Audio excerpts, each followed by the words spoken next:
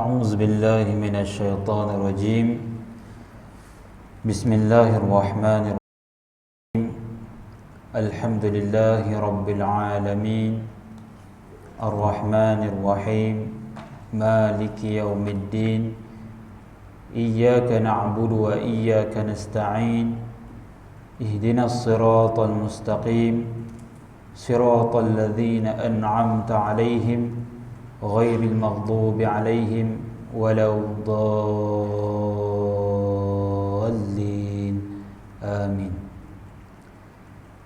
إن الحمد لله نحمده ونستعينه ونستهديه ونستغفره ونعوذ بالله من شرور أنفسنا ومن سيئات أعمالنا من يهده الله فلا مضل له ومن يضلل فلا هادي له. أشهد أن لا إله إلا الله وحده لا شريك له وأشهد أن محمدا عبده ورسوله. قالوا سبحانك لا علم لنا إلا ما علمتنا إنك أنت العليم الحكيم. قال رب اشرح لي صدري ويسر لي أمري واحلل عقدة من لساني يفقه قولي. أما بعد.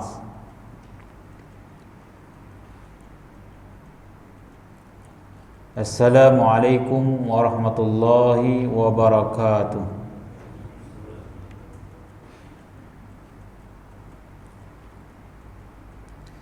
Alhamdulillah. Pertama sekali, marilah sama-sama kita merafakkan kesyukuran kehadrat Allah Subhanahu wa taala, kerana dengan limpah kurnia dan kasih sayangnya pada pagi ini, subuh ini, kita dapat bersama-sama mengimarahkan surau Jumaat Raudah ni untuk kita meneruskan tanggungjawab kita sebagai seorang Islam, Muslim, mukmin, dapat kita beriktikaf, mengambil masa berkah berada di rumah Allah Subhanahu wa taala. Mudah-mudahan Allah Subhanahu wa taala melimpahkan kita kurniaan dan rahmatnya dan melimpahkan hidayahnya kepada kita, jadi orang yang istiqamah menuntut ilmu, khususnya ilmu sunnah baginda Nabi SAW. Pada pagi ini, insya-Allah kita akan menyambung kuliah pengajian kitab ringkasan Riyadhus Salihin. Kita telah sampai pada bab yang ke-2, iaitu kelebihan menuntut ilmu dan mengajak kepada kebaikan. Mukadimah berkenaan dengan bab ini kita telah kongsikan betapa pentingnya menuntut ilmu, sehingga dalam kitab Imam Bukhari ada satu bab al-ilmu qabla al-qaul wal amal. Ilmu sebelum berkata-kata dan beramal. Dan banyak ayat-ayat Quran yang menyebut tentang kelebihan menuntut ilmu ini. Seperti mana kita telah kongsikan firman Allah Subhanahu wa taala dalam surah Az-Zumar, surah Al-Mujadalah dan surah Fatir. Antaranya surah Az-Zumar, ba'da a'udzubillahi minasyaitonir rajim. Qul hal yastawi allazina ya'lamuna wallazina la ya'lamun. Katakanlah wahai Muhammad, adakah sama orang-orang yang berilmu dengan orang-orang yang tidak berilmu? Jadi agama Islam ni, tuan-tuan, tidak terbina melainkan semuanya dengan fakta, dengan ilmu. Jadi satu orang yang mengajarkan ilmu mesti menyampaikan ilmu. Satu orang penceramah bila sampaikan kuliah, diberi amanah untuk menyampaikan kuliah, mestilah menyampaikan ilmu. Dan ilmu ini mesti ada sandaran dia. Sandaran kalau ilmu ghaib mestilah tidak datang melainkan dengan Al-Quran dan hadis baginda Nabi SAW. Apa saja yang didakwa agama tetapi tidak ada dasar ilmu, maka ia bukan agama. Ia bukan agama. Kerana agama ini dibentangkan dengan ilmu. Sebab itu Allah sebut, Qul hatu burhanakum in kuntum sadiqin. Datangkanlah hujah-hujah kamu, dalil-dalil kamu kalau kamu ni orang-orang yang benar. Sebab itu Allah Ta'ala muliakan golongan ahli kitab juga. Ya ahli kitab, walaupun ahli kitab ni sebahagiannya tidak beriman, tetapi kerana ada darjat ilmu, mengetahui tentang ilmu dalam kitab-kitab samawi, maka Allah angkat darjat mereka. Seperti mana mereka ini, makanan mereka, sembelihan mereka boleh dimakan. Ini adalah berkat ahli ilmu. Orang yang ada ilmu, pengetahuan. Jadi khurafat, benda tahyul, ini adalah perkara yang bertentangan atas dasar ilmu. Mana-mana kuliah atau berceramah yang ada unsur-unsur khurafat dan tahyul, ia bukan adalah agama. Tidak ada dasar ilmu. Mana-mana kuliah yang mana bukan menyampaikan ilmu, bahkan persembahan, lawak jenaka yang dapat, ia bukanlah majlis ilmu. Jadi kita kena pastikan majlis yang kita pergi itu betul-betul majlis ilmu, yang kita dapat sesuatu ilmu darinya. Bukan sekadar persembahan, bukan sekadar lawak jenaka yang kita dapat, bukan sekadar boleh menyanyi, tetapi yang paling penting adalah ilmu. Sebab itu Nabi SAW mengajar dan belajar. Satu kitab, seorang tokoh, Syekh Abdul Fattah Abdul Ghudah, mengarang kitab Ar-Rasulul Muallim, kerana Nabi SAW itu mengajar ilmu. Dan kita dah sebut sini antaranya konsep ilmu ini. Satu orang yang menuntut ilmu, lagi dia tuntut ilmu, lagi dia tawadhu'. Innama yakhshallaha min ibadihil ulama. Hanya sahaja orang-orang yang paling takut ke Allah adalah orang yang ada ilmu. Jadi lagi banyak kita tuntut ilmu, lagi kita takut Allah. Sepatutnya begitu. Lagi kita takut untuk melakukan maksiat. Bukan tujuan ilmu ni adalah untuk mencapai habuan duniawi semata-mata. Siapa yang menuntut ilmu untuk mencapai habuan duniawi semata-mata, bukan untuk kejar redha Allah, dalam satu hadis Nabi sebut dia tidak akan mencium bau syurga. Hanya kerana habuan dunia saja, bukan kerana redha Allah. Innamal a'malu binniyat. Hanya sahaja amalan itu bergantung kepada niat. Juga Nabi SAW sebut dalam satu hadis, man yuridillahu bi khairan yufaqihu fid din. Barang siapa yang Allah Ta'ala kehendaki baginya kebaikan, maka Allah akan memberi kefahaman kepadanya dalam urusan agama. Ahlul ilmu, orang yang menuntut ilmu, talibul ilm, ataupun orang yang ahli ilmu, dia bukan saja mengetahui, bahkan dia mesti faqih. Faqih ni maksudnya apa? Dia memahami situasi ilmu itu, mana nak letak ni pada situasinya. Sebab itu, sebagai contohnya, sebagai hadis Nabi SAW pernah menegur sahabat yang membaca panjang sedangkan di belakang mereka adalah orang-orang yang lemah, orang-orang tua.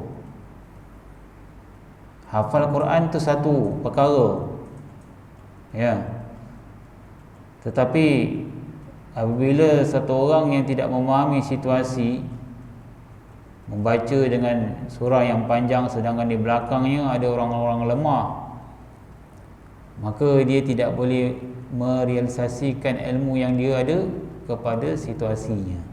Sebab Nabi SAW pernah menegur Muaz, apakah kamu nak buat orang lari sebab dia memimpin solat fardu dan membacanya panjang. Dia mesti faqih. Sebab itu Nabi SAW bila datang satu orang bertanya, apa hukumnya saya mencium isteri saya dalam keadaan saya berpuasa? Nabi kata tak boleh. Satu orang muda datang, Nabi kata tak boleh. Dia datang satu orang tua, dia kata apa hukumnya saya mencium isteri saya dalam keadaan saya berpuasa? Nabi kata boleh. Lalu para sahabat saling memandang antara satu sama lain. Macam mana jawapan Nabi boleh lain? Lalu Nabi faham, kerana sahabat hairan. Nabi kata, inna syaikha yamliku nafsa. Orang tua dia menguasai diri dia. Dia kalau cium isteri dia sebagai satu penghormatan, jadi macam tu lah. Tapi kalau orang muda, kalau bagi dia cium, lepas tu dia buat benda lain pula. Jadi fatwa tu dia kena realisasi pada orang yang bertanya. Itu tanda orang faqih. Dia bukan saja kita dapat terus kita sesuai kepada semua keadaan, tak boleh. Sebab tu nak jadi mufti kena tengok situasi. Dia bukan masalah U-turn tak U-turn. Ni kita orang netizen ni bukan main. Dah U-turn lah pula, dah U-turn. Dia kena tengok situasi. Kalau tak situasi macam ni, fatwa dia lain. Situasi macam ni, fatwa dia lain. Itu tanda orang faqih. Itu tak boleh kata, dia ni kejap fatwa lain, kejap fatwa lain. Dia tengok keadaan, situasi dia. Dulu tak boleh solat rapat, sekarang dah boleh rapat sikit. Itu situasi, tengok situasi. Itu ahlul ilmu. Dia tengok keadaan sesuatu. Dan Nabi SAW pun dalam bab fatwa berubah ni ikut situasi. Innal ahkam tataghayyaru bitaghayyuril azman. Hukum hakam boleh berubah bila berubahnya situasi ataupun keadaan. Itu dia sampai martabat kita boleh realisasikan ilmu kita dengan waqi' ataupun realiti. Itu satu hal yang lain. Sebab itu kadang-kadang orang yang baru balik belajar ni kadang-kadang dia tak faham lagi. Kadang keras lagi kan dengan masyarakat. Tapi bila dia faham, tengok masyarakat dia macam mana nak realisasikan, lama-lama dia mengambil masa sehingga dia boleh masuk dalam masyarakat. Macam mana cara dakwah yang paling berkesan. Sebab itu pentingnya ada ilmu. Kalau tak ada ilmu, sudah tak ada apa yang ada boleh. Dalam satu kaedah sebut faqidus syai' la yu'ti. Orang yang tak ada sesuatu apa-apa, macam mana dia nak bagi? Dia tak boleh memberi apa-apa. Orang yang tidak memiliki, orang yang tidak mempunyai ilmu, dia tidak boleh memberikan apa-apa. Kalau dia tanya fatwa-fatwa ini, dia akan memberikan satu fatwa mengikut hawa nafsu dan kejahilan. Dan banyak hadis-hadis yang kita dah kongsikan. Kita dah sampai muka surat 31. Hadis yang paling bawah. Imam Muslim meriwayatkan daripada Abu Hurairah radhiyallahu anhu, anna Rasulullah sallallahu alaihi wasallam qala, wa man salaka tariqan yaltamisu fihi 'ilman sahhalallahu lahu bihi tariqan ilal jannah. Bahawasanya Rasulullah SAW bersabda, sesiapa yang menempuh suatu jalan untuk menuntut ilmu, nescaya Allah akan mempermudahkan baginya jalan ke syurga disebabkan perbuatan itu, menuntut ilmu. Mudah-mudahan Allah Ta'ala memudahkan kita semua jalan ke syurga Allah Subhanahu Wa Ta'ala. Di atas sebab kita berada dalam majlis ilmu. Ini baginda Rasulullah SAW sebut dalam situasi orang dulu tuntut ilmu menempuh kepayahan. Salman Al-Farisi tu nak dapat hidayah, berbagai-bagai tempat dia pergi baca kisah Salman Al-Farisi macam mana dapat hidayah. Akhirnya jumpa dengan Nabi SAW, dapat dia masuk Islam daripada negaranya Parsi. Orang dulu tuntut ilmu, Masya Allah, kena bermusafir jauh, merentasi padang pasir, rentah padang pasir pula, kadang ribut padang pasir, kadang penyamun lanun padang pasir ni. Saya pernah kongsikan orang dulu pergi haji, pergi umrah, bulan-bulan baru balik, naik kapal, lepas tu naik unta lagi, berapa jam lagi, kena samun lagi tengah jalan apa semua. Hari ni kita tak rasa sangat keperitan tu. Sudah pastilah orang yang lebih banyak keperitan, lebih banyak masyakkah, lebih banyak pahala yang tak boleh beri. Tapi tuan-tuan nak datang sini pun ada pengorbanan juga kan. Jadi tempuh jalan nak pergi tuntut ilmu tu, nak kena bangun pagi, nak kena duduk sejam sini, kadang sakit lutut, sakit urat. Sebab tu tengok orang masjid banyak sakit lutut. Pasal apa sakit lutut? Tu pengorbanan tu. Nak masuk syurga tu kan sakit lutut tu. Tuntut ilmu, tuntut ilmu, pergi ke masjid, sakit urat, sakit pinggang. Itu semua jalan-jalan nak menuju syurga, atas tujuan datang menuntut ilmu. Ya, siapa yang melalui satu jalan menuntut ilmu, Allah Ta'ala akan memudahkan baginya jalan, satu jalan ke syurga Allah Ta'ala. Hari ni kita datang untuk ilmu, Allah mudahkan satu jalan, esok datang lagi, Allah mudahkan lagi. Lagi banyak kita tuntut ilmu, lagi banyak kemudahan Allah Ta'ala berikan untuk masuk syurga. Ingat masuk syurga ni mudah ke tuan-tuan? Dalam Quran pun Allah Ta'ala sebut, apakah kamu menyangka kamu boleh masuk syurga sebelum datang kepada kamu ujian, keperitan? Setengah ulama mufassir mengatakan antara ujian dia adalah ujian melakukan kebajikan, antaranya menuntut ilmu. Itu ujian juga. Berapa ramai kalau orang-orang kita ni, kalau majlis-majlis yang melayan hawa nafsu lebih ramai. Majlis-majlis melayan hawa nafsu, minat lebih ramai. Kalau kita tengok stadium, tengok bola sepak kan, minat kita kan, minat ramailah. Pergi-pergi tempat-tempat lain, kadang-kadang ada konsert lagi ramai kan, majlis nyanyian kan lagi ramai, hiburan lagi ramai. Tapi majlis tuntut ilmu tak ramai. Sebab apa? Tak ada hiburan. Kena nak bagi ramai sikit, ustaz kena berhibur. Jadi minta maaf lah tuan-tuan, saya tak pandai nyanyi. Kan? Kalau pandai menyanyi, pandai buat lawak lagi, saya pun dulu kecil-kecil dulu macam tu juga. Kalau dengar ceramah, kalau ceramah tu tak pandai melawak, tak best lah. Tapi bila kita dah fasa kita makin dewasa, kita perlu matang, kita perlu tengok apa tujuan tuntut ilmu. Tujuan tuntut ilmu untuk dapat ilmu, bukan dapat lawak, bukan dapat apa tu sesuatu ini. Jadi kita tengok apa yang kita bawa balik. Paling tidaknya bila kita balik daripada surau atau masjid, isteri kita tanya, apa abang belajar tadi? Daripada 10 hadis yang kita baca, boleh baca 1 2 okey lah. Ini tak tahu apa. Oh, teringat ustaz buat lawak tadi. Ada ingat lawak tu.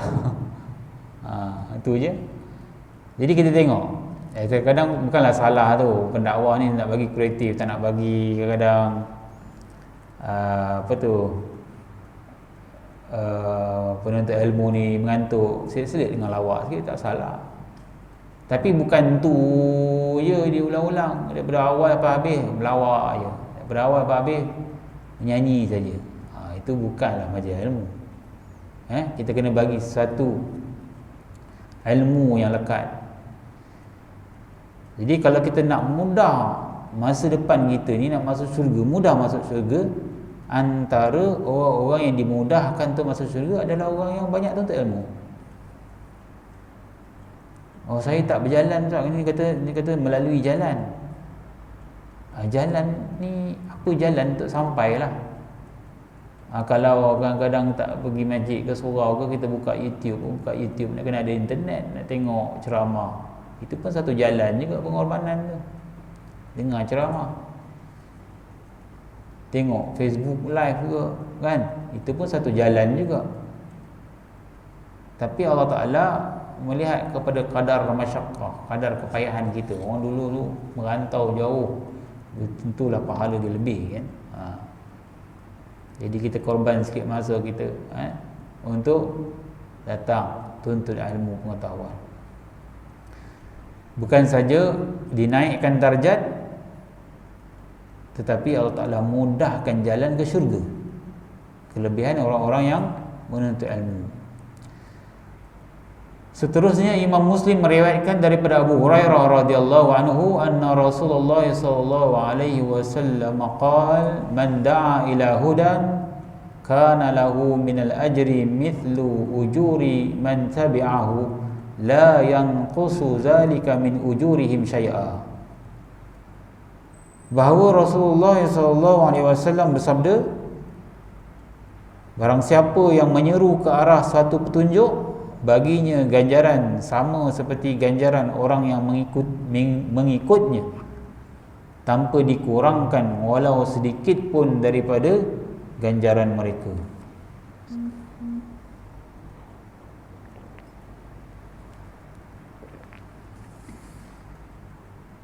Bila kita tuntut ilmu, kita diminta untuk menyampaikan. Kadang-kadang minta maaf, kadang-kadang kalau kita tuntut ilmu, tak semua kita dapat amalkan. Tapi cara ataupun tips nak mudah amal satu benda, kita sampaikan. InsyaAllah dia akan memberi ingatan kepada kita untuk kita laksanakan. Kita laksanakan. Contoh dapat satu hadis, pegang betul-betul, sampaikan. Bila kita sampaikan, banyak sampaikan, kita akan rasa takkan aku nak bagi orang yang buat baik, takkan aku tak nak buat baik. Kita akan, insya-Allah kita akan amalkan. Insya-Allah. Contoh dalam hadis Nabi SAW sebut, barang siapa setiap hujung solat, selepas solat, dia bertasbih 33 kali, bertahmid 33 kali, bertakbir 33 kali. Kemudian dilengkapkan dengan la ilaha illallah wahdahu la syarikalah lahul mulku wa lahul hamdu wa huwa ala kulli syai'in qadir. Maka Allah Subhanahu Wa Taala akan menghapuskan dosa-dosanya, walaupun banyak dosanya ibarat buih di lautan. Hadis sahih riwayat Muslim. Kita pun sampaikan kepada isteri kita, pada anak kita, kelebihan bertasbih, bertahmid, bertakbir 33 kali. Jangan nak cepat je.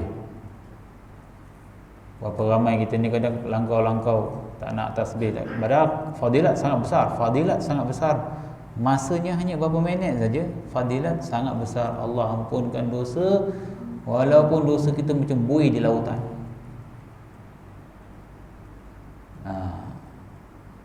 Kita kadang-kadang bagi contoh, tengok visualkan sikit, bawa anak-anak kita pergi berjalan, pergi pantai, kita pergi pantai, kita tunjuk, nampak tak buih laut? Banyak tak? Boleh kira tak? Mana boleh kira buih? Nak tak Allah Ta'ala ampunkan dosa kita macam buih laut? Nak lah. Dah tentu banyak dosa-dosa diampunkan. Amalkan ni. Kita pun bagi tahu. Anak kita dengar, dia pegang betul-betul, dia amal. Kalau kita meninggal, dia amal, dia ingat pesan kita tu, Allah Ta'ala akan beri pahala bukan saja kepada orang yang menyampaikan, tetapi orang yang mengamalkan dia pun dapat saham juga. Man sanna sunnatan hasanatan falahu ajruha wa ajru man amila biha ila yaumil qiyamah. Barang siapa yang memulakan satu kebaikan ataupun menunjukkan satu kebaikan, kemudian baginya pahala dan pahala orang yang mengikuti dia. Kalau dia ikut, berterusan ikut, orang yang ikut tu kemudian ajar pula orang lain, ni kena macam MLM lah tuan-tuan. Walaupun yang mula-mula tadi dah meninggal, yang mula-mula mengajar dia dah meninggal, dia akan dapat saham pahala tu sampai hari kiamat kalau dia berterusan. Macam hari ni, subuh ni kita baca kitab Imam Nawawi ni, tengah mengalir pahala Imam Nawawi dalam kubur. Imam Nawawi masih lagi berpahala walaupun dia telah meninggal lama dah. Dia wafat tahun 676 Hijriah. Kan? Dah berapa ratus tahun tu? Banyak tahun dah. Tapi dia macam orang hidup. Sebab kitab-kitab yang dia karang, dikumpulkan, dibaca di masjid-masjid, di surau. Tak nakkah kita macam tu? Sebab itu kita kena ada satu modal, iaitu ada ilmu. Dan ilmu ni bukan saja ilmu agama lah, ilmu duniawi pun kena ada. Pandai mancing, ajar orang mancing. Pandai masak, ajar orang masak. Pandai bertukang, ajar anak bertukang. Segala ilmu yang bermanfaat akan mendapat amal jariah. Apatah lagi ilmu agama. Siapa yang mengajak kepada satu petunjuk, jadikan orang jadi baik. Ajak satu orang tu jadi baik. Kena buka mulut dia. Tengok anak buah ke apa ke kan, datang dengar bagi nasihat. Berapa ramai kadang-kadang kita ni bila bertaamul dengan kanak-kanak, kadang-kadang suka layan kehendak dia.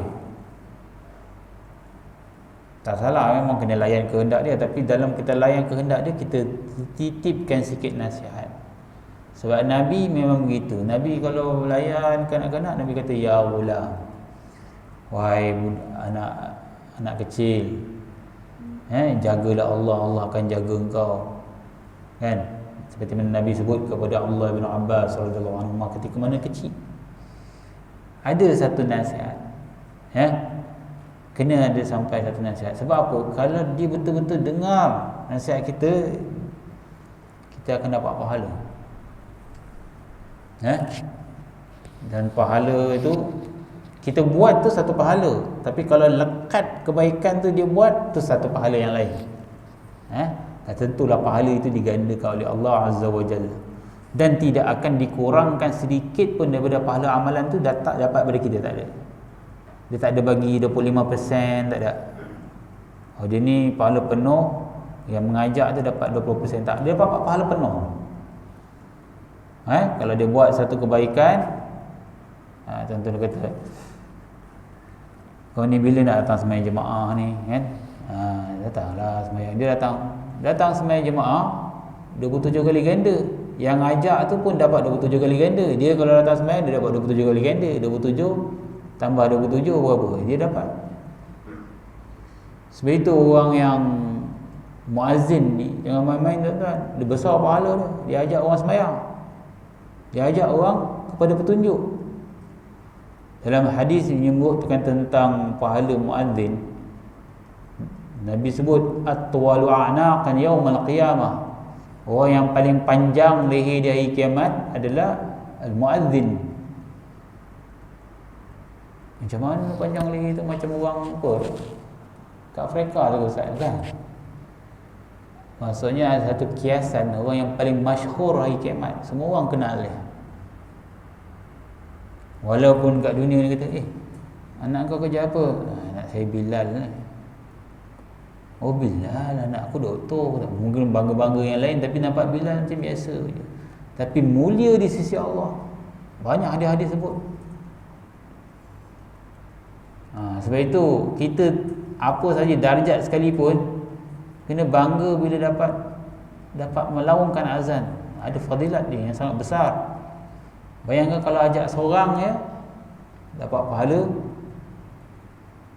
Kalau dia buat kebaikan, kita dapat. Bayangkan berapa ramai jemaah bila dengar azan datang. Itu antaranya lah. Sebab itu pembanyakkan ajak orang buat baik. Kena buka mulut. Jangan tak buka mulut. Jiran kita ajak buat baik. Sebutkan tentang akhlak Islam. Kalau jiran kita tentang Muslim, kena sebutkan. Jangan 20-30 tahun berjiran langsung tak ada sebut tentang Islam. Sebut. Jangan takut untuk menyampaikan kebaikan.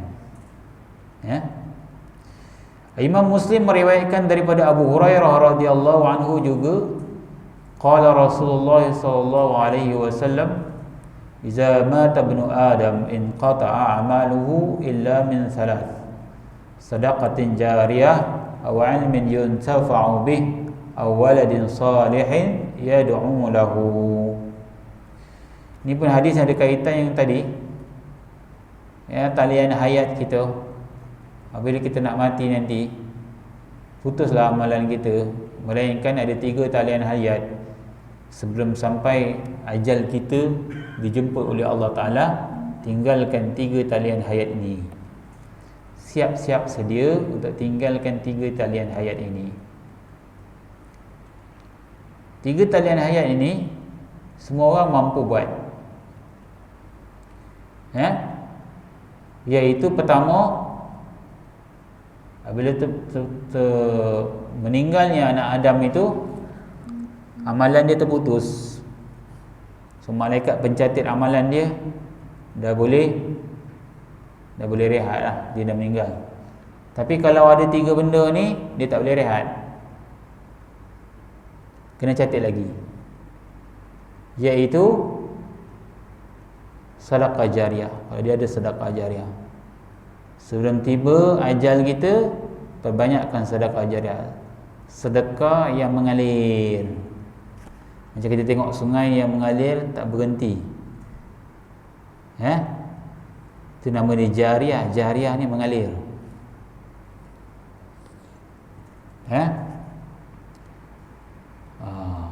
Buatlah amalan-amalan jariah. Ada anak buah kita nak belajar, kan? Tak ada duit. Pijak tapi tak ada duit. Kalau ada duit boleh belajar jauh.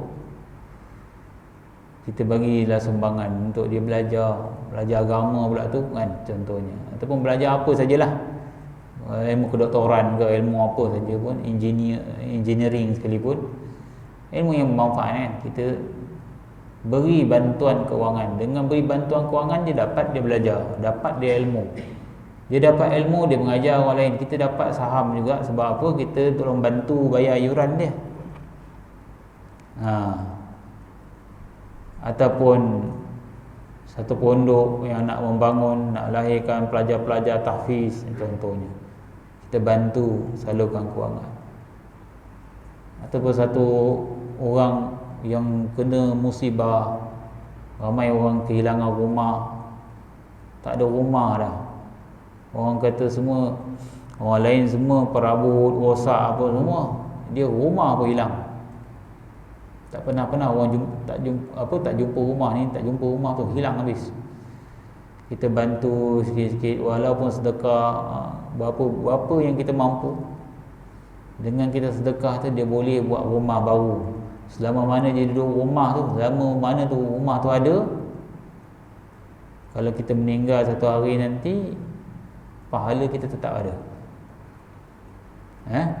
Itu sedekahun jariah. Yang kedua, ilmin yuntafa'u bih, ilmu yang bermanfaat. Kata ilmu ni disebut secara nakirah, tidak ada alif lam. Yufidul umum, maksudnya dia memberi maksud kepada keumuman. Apa saja ilmu yang bermanfaat, tak semestinya ilmu agama.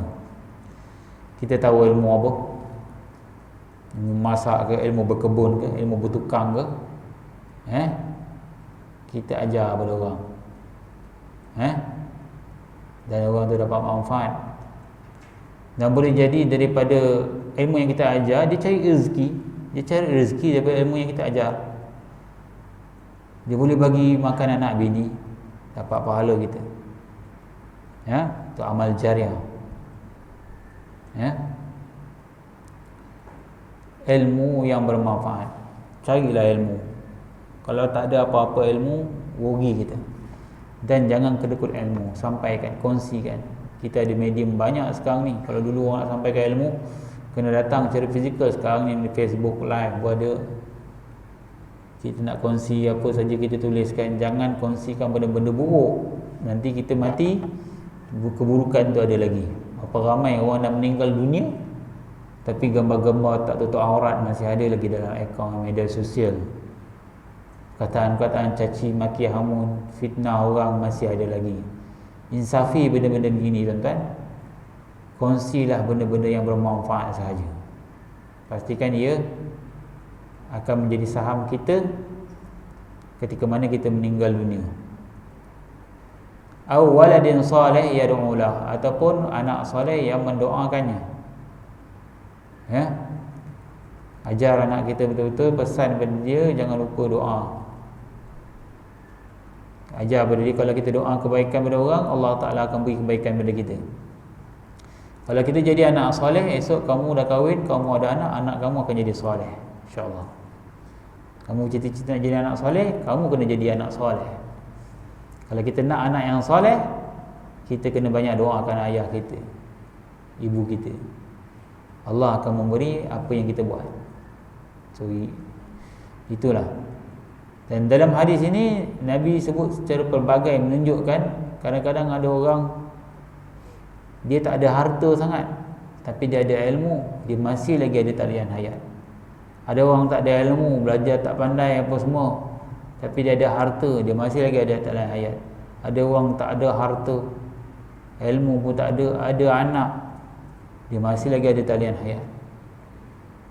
Jadi pastikan tiga-tiga ini kita jangan ketinggalan untuk makanan kita esok di alam barzakh. Itu dah makanan orang-orang beriman di alam barzakh. Kita bukan saja bawa amalan-amalan kita, tapi amalan yang kita yang sedang berlangsung walaupun kita dah meninggal dunia. Seperti mana disebutkan dalam surah Yasin ayat 12. Ba'da a'udzubillahi minasyaitonirrajim. Inna nahnu nuhyil mauta wa naktubu ma qaddamu wa atharahum wa kulla syai'in ahsaynahu fi imamin mubin.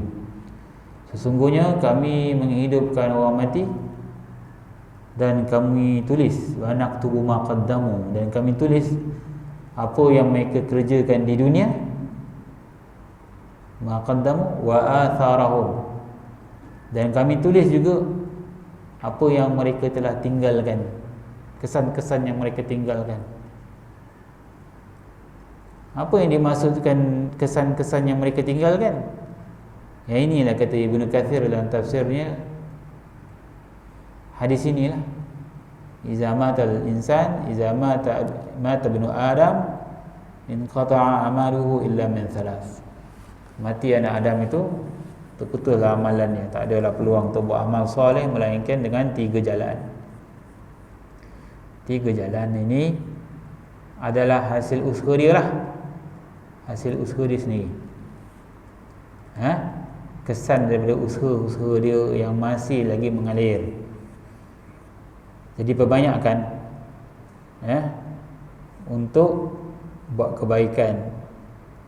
Ini kebaikan semuanya untuk orang lain. Sebab kebaikan ni kita jangan tengok ibadah ni ibadah ritual kita je, tapi ibadah sosial pun kena tengok. Kalau ibadah ritual kita ni, ibadah yang kita buat sendiri, bila kita mati dia habis. Sembahyang, baca Quran, bila kita mati habislah. Memang kita kena perbanyakkan sebelum kita mati. Satu lagi panggil ibadah sosial, ibadah yang berkaitan dengan orang lain, yang boleh mendapat manfaat pada orang lain. Zakat, sedekah, wakaf, ajar orang, didik anak, ibadah sosial. Sebab itu agama ni dia gabungkan ibadah hubungan dengan Allah dengan hubungan dengan manusia. Sebab ada orang dia tumpu pada ibadah pada Allah je. Zakat tak mau, sedekah dia tak mau, dia nak sembahyang malam bagus, baca Quran bagus, tapi kedekut, tak nak bayar zakat, tak nak sedekah, orang minta bantuan tak mau bagi, orang susah tak mau bantu. Memang susah dia. Jadi amalan yang boleh menjamin masa depan kita untuk kita dah mati nanti seolah-olah kita hidup, banyaknya amalan yang berbentuk sosial. Sedekah, wakaf, ajar orang. Ini banyakkan ibadat-ibadat ni. InsyaAllah kita tidak akan menyesal ni. Banyakkan ibadah, buat baik pada orang. Tapi niat takarub kerana Allah, bukan menunjuk-nunjuk. Sebab kalau kita dah sebut dalam bab yang pertama, kalau riak, amalan habis, Allah tak terima. Tapi kalau kita buat satu untuk capai redha Allah, orang terima kasih ke tak terima kasih ke apa ke, kita kata aku buat kerana Allah, tak terkesan kerana perbuatan makhluk. Itulah tanda ikhlas. Kita telah habiskan dalam bab yang pertama tentang hadis tentang ikhlas. Haramnya riak. Sebab ini adalah virus-virus yang akan menghapuskan amal kita. Sebab itu hadis ini dia kongsikan tentang kelebihan tuntut ilmu dan amalkan. Itulah maksud ilmu. Kita tahu satu, buat. Sebab itu wali-wali Allah dia sebut dalam Quran. Kamu sangka wali-wali Allah ni mati balhum ahya, bahkan mereka hidup di sisi Tuhan mereka. Macam-macam lah tafsiran hidup tu. Antaranya mereka ini, roh-roh mereka ni telah berterbangan menuju ke syurga Allah SWT. Bagaimana orang mati syahid. Antaranya adalah kesan daripada dia ni meninggal syahid ni menjadikan manusia jadi baik. Dia banyak tinggalkan kesan-kesan dia, amal jariah, banyak ilmu yang ditinggalkan, orang manfaatkan ilmu-ilmu dia. Yang ini yang kita nak tinggalkan. Tapi kalau kita tak ada apa-apa, macam mana kita nak bawa amalan kita ke sana? Mesti kena ada sesuatu. Macam mana kita persiapkan diri untuk dunia kita, lebih-lebih lagi untuk akhirat. Fatazawwadu fa inna khairaz zadi taqwa. Kamu kena berbekal-bekal, kerana sebaik-baik bekalan pada hari akhirat adalah takwa.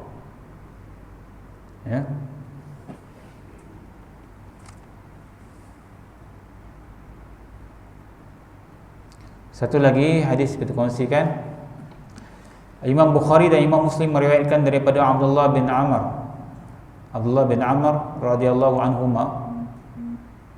Beliau berkata, sami'tu Rasulullah sallallahu alaihi wasallam yaqul, innallaha la yaqbidul ilma intiza'an yantazihu minal ibad, walakin yaqbidul ilma biqabdil ulama hatta iza lam yubqi aliman ittakhadha an-nasu ru'usan juhalan fasu'ilu fa'aftau bighairi ilmin fadallu wa adallu.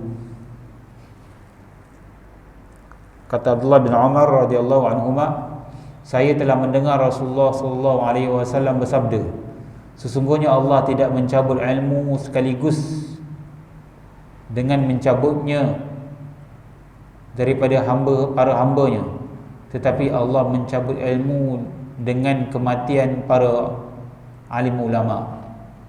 Sehingga apabila dia tidak mengekalkan orang yang berilmu di atas muka bumi dengan mematikannya, manusia akan melantik para pemimpin yang jahil. Lalu mereka, yakni para pemimpin tersebut, ditanya tentang sesuatu, lantas mereka mengeluarkan fatwa, yakni berhukum tanpa berlandaskan ilmu. Maka mereka menjadi sesat dan menyesatkan orang lain. Ini min asyratis sa'ah, antara tanda-tanda kecil hari kiamat. Antaranya Allah akan mengangkat nyawa orang-orang alim. Kalau macam tu tak nak jadi orang alim lah, nanti cepat mati. Jangan macam tu lah, kan? Sebab orang yang alim dan beramal tentang ilmu dia, syurga rindu ke dia. Dalam hadis sebut, syurga sangat rindu pada orang soleh, sangat rindu. Sehingga bila dia nak mati, Allah Ta'ala sebut, Nabi sebut,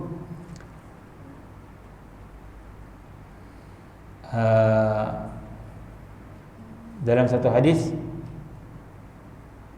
man ahabba liqa Allah ahabba Allah liqa'ah, wa man kariha liqa Allah kariha Allah liqa'ah. Barang siapa yang mencintai pertemuan dengan Allah, Allah Ta'ala lebih lagi mencintai pertemuan dengan dia. Dan barang siapa yang membenci pertemuan dengan Allah, Allah Ta'ala akan membenci pertemuan dengan dia. Aisyah bila dengar hadis ni, dia kata, inna lanakrahul maut, ya Rasulullah, sesungguhnya kami ini takutkan kematian. Kematian ni kami tak suka lah, semua orang tak suka mati. Jadi syarat nak bertemu dengan Allah ni kena mati. Jadi Aisyah faham lah Nabi sebut tu, kami ni takutkan mati, macam mana nak dapat cinta bertemu dengan Allah?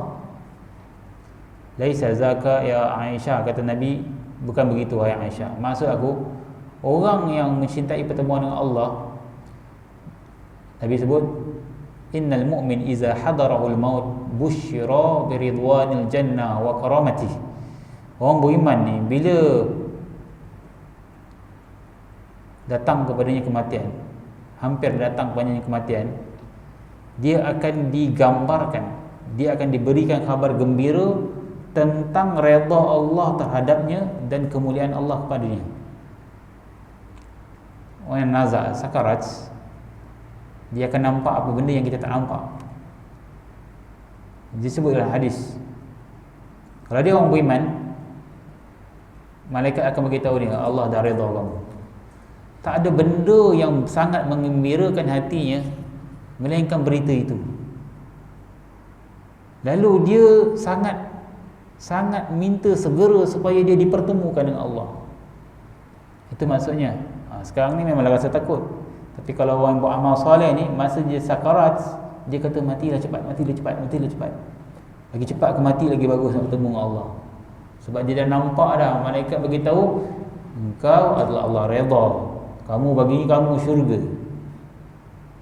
Tapi kalau orang kafir, Nabi kata, dia takut bertemu dengan Allah. Bila dia nampak dalam sakarat tu, malaikat datang dalam bentuk rupa yang bodoh, beritahu tentang azab yang dia akan dapat. Lalu dia takut bertemu dengan Allah. Sehingga dalam hadis yang sahih, dia kata, wailul lakum, celaka kamu. Yang orang bawa usung jenazah, dia kata, celaka kamu, kamu aina tazhabuna biha, kamu nak bawa aku kat mana? Aku ni belum mati ya. Sedangkan dia dah mati.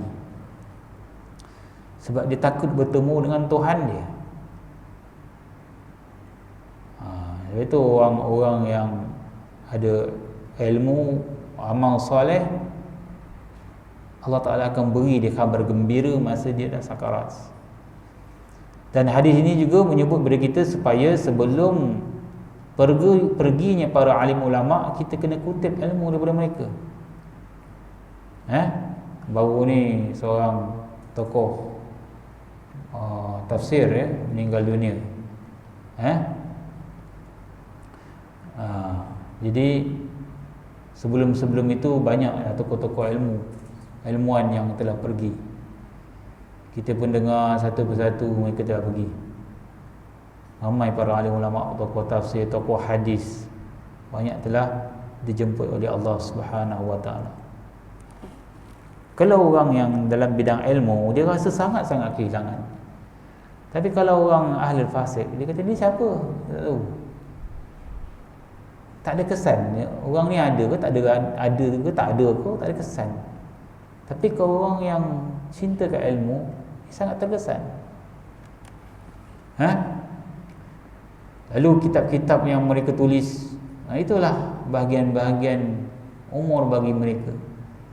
Tafsir, kitab-kitab hadis yang ditulis oleh para alim ulama. Walaupun mereka telah meninggal dunia, mereka telah meninggal khazanah yang cukup besar. Dan kita memanfaatkan dia untuk dia peroleh bahagiannya di hari akhirat. Jadi bila dah tak ada para alim ulama ni, tanda-tanda kecil kiamat ni, orang mula mengangkat orang jahil. Mudah-mudahan kita tak sampai pada zaman tu. Pada hari kiamat nanti, sebelum dunia ni dihancurkan, Allah Ta'ala akan mewafatkan para alim ulama. Tak tinggal lain melainkan orang jahil dia. Sampai orang jahil ni, bila Dajjal turun pun ikut. Ini kita tahu Dajjal apa, mata satu kan, tahu kan? Kita tahu ada Dajjal turun mata satu ni, kita tak nak ikut. Tapi punya zaman tu punya teruk, macam mana pun orang dah sampaikan dia ilmu apa pengetahuan pun, dia tetap juga mengikut Dajjal. Maksudnya orang yang paling kata seburuk-buruk manusia adalah pada akhir zaman. Mereka tidak menjadikan para alim ulama ni sebagai satu panduan. Bahkan bila para alim ulama ni telah dicabut nyawa mereka, mereka telah melantik orang-orang yang jahil di kalangan mereka. Dan golongan yang jahil ni sanggup memegang jawatan itu dan mula berfatwa. Fatwanya sesat dan menyesatkan orang lain. Yang ini yang kita takut, tuan-tuan. Kita tak maulah masuk pada zaman tu nanti. Gini pun dah nampak tanda-tandanya. Orang mula dah macam-macam ajaran-ajaran sesat muncul bagai cendawan yang tumbuh kan. Macam-macam. Orang pun tak dapat beza mana orang alim, mana orang yang tak alim. Mudah-mudahan kita dapat bezakan. Orang alim ni bukan tengok daripada pakaian saja, tengok pada ilmu dia. Tapi orang jahil, dia tak boleh nilai ilmu sebab dia sendiri jahil. Kan? Kita tak boleh kata, oh ini ni power ustaz ni, power ni. Power sebab apa? Serban besar. Itu bukan. Kalau serban besar, syiah besar lagi. Besar. Tengok kat Iran, besar serban. Bukan itu ukuran alim. Alim adalah bila bercakap baru kita tahu. Kalau serban besar pun bila bercakap cerita pasal khurafat, ini tak payahlah. Kan? Kita suruh ajar zikir sunnah ni, apa zikir sunnah? Dia ajar zikir zikir semut dia ajar. Apa dan dindun apa benda dah. Macam benda dia tak ada warid ni dia ajar. Ini semua kalau orang ahli khurafat ni, ahli suka dengar cerita pelik-pelik ni, dia suka lah. Tapi kalau orang ahli ilmu, dia rasa semak benda ni, dia tak boleh dengar lah benda ni. Sebab dia telah ada ilmu, dia boleh menilai. Tapi kalau orang yang tak ada ilmu, dia akan terima je. Kesian tuan-tuan. Kita kena selamat orang macam ni, kena beri dia ilmu. Saya punya jumpa banyak orang lain dulu, dia tak ada ilmu tapi dia rajin dia mengajar ilmu, akhir sekali dia boleh faham, dia tinggalkan khurafat kerana dia istiqamah tuntut ilmu. Banyak saya jumpa macam tu. Dulu kita tengok dunia dia, wah dia ni suka melawan sunnah-sunnah Nabi, tapi dia ni ada sikap profesional. Dia datang, dia dengar, lama-lama dia boleh tinggalkan pendirian dia lama. Kerana apa? Rajin tuntut ilmu. Tapi kalau ada perangai taksub, tak mau dengar, bahkan nak ikut yang khurafat tu, dia tak akan berubah apa-apa pun. Yang paling kita takut, bila orang alim meninggal pun dia rasa macam tak ada kehilangan apa pun. Dia kata guru dia lagi bagus kan. Padahal guru dia kadang membimbing pada berjalan-jalan yang tak betul, kerana dia tidak dapat mengetahui nilai ilmu. Apa nilai ilmu yang ada? Sebab itu kita kena memperbanyakkan guru. Banyakkan guru, tak apa. Guru kita banyak, pengalaman pun guru kita, ibu kita, bapa kita pun guru kita. Dengarlah daripada semua orang, supaya kita boleh menilai mana yang baik dan mana yang buruk. Mudah-mudahan Allah Ta'ala menambahkan lagi hidayah kepada kita dalam jiwa kita. Lagi banyak kita hadir majlis ilmu, lagi kita menjadi orang baik, lagi Allah Ta'ala bimbing kita supaya mudah kita menuju jalan syurga Allah Subhanahu Wa Ta'ala. Okey, sekadar itu saja tuan-tuan.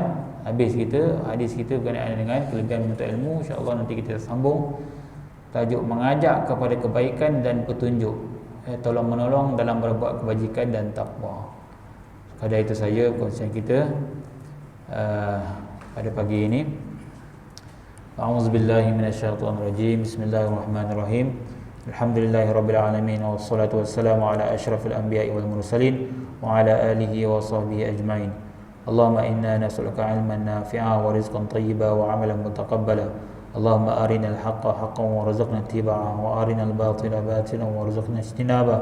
Rabbana atina fid dunya hasanah wa fil akhirati hasanah wa qina azabannar. Sallallahu ala Muhammadin wa ala alihi wa sahbihi wasallam. Alhamdulillahirabbil alamin. Aqulu qawli hadza wa astaghfirullah li wa lakum. Wabillahi taufiq wal hidayah. Wassalamu alaikum warahmatullahi wabarakatuh.